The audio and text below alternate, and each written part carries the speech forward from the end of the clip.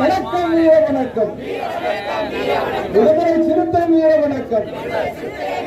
அடங்க மறுப்போம், அடங்க மறுப்போம். அத்து வீறுவோம், அத்து வீறுவோம். திமிரி எழுவோம், திமிரி எழுவோம். திட்டமிடுவோம், திட்டமிடுவோம்.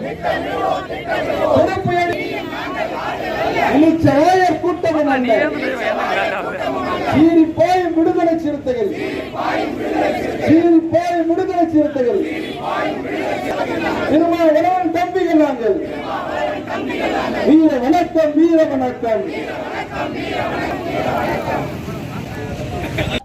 ஒரு சனநாயக முறைப்படி தேர்ந்தெடுக்கப்பட்ட மக்கள் பிரதிநிதிகள் அடங்கிய அந்த அவையிலே எதிர்க்கட்சிகளினுடைய எந்த விதமான கோரிக்கைகளையும் ஏற்கவில்லை, அது ஏற்கப்படவில்லை.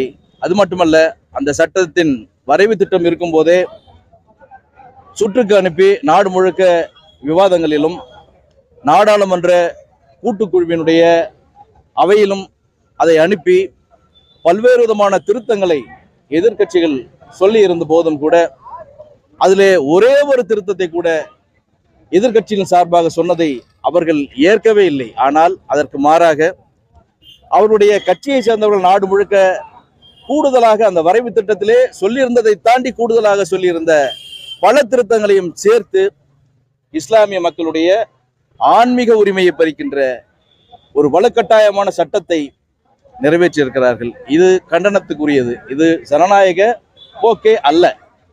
ஜனநாயகத்தின் பெயராலே நடக்கிற ஒரு அட்டூழியம் என்றுதான் இதை நாங்கள் கருதுகிறோம்.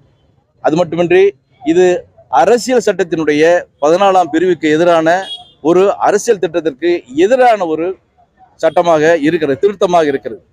ஏற்கனவே இருக்கிற வக்ஃப் வாரிய திருத்த சட்டம் அது செயல்படவில்லை என்றால், அதிலே ஊழல் நடக்கிறது, அந்த வாரியத்திலே முறைகேடுகள் நடக்கிறது என்றால் அது தொடர்பான திருத்த செயல்பாடுகளை செய்யணும், அதை மேம்படுத்துறதுக்கான வாய்ப்பை கொடுத்துருக்கணும். ஆனா அந்த சட்டத்தையே கையில் எடுத்து முழுமையாக இஸ்லாமியருடைய உரிமைகளை பறிக்கிற மாதிரி அவருடைய நோக்கம் இஸ்லாமியருடைய வக்ஃப் வாரியத்தில் இருக்கிற சொத்துக்களை பறிப்பதுதான் என்பது வெளிப்படையாக அப்பட்டமாக தெரிந்துகிறது. இது மக்கள் விரோத போக்கு.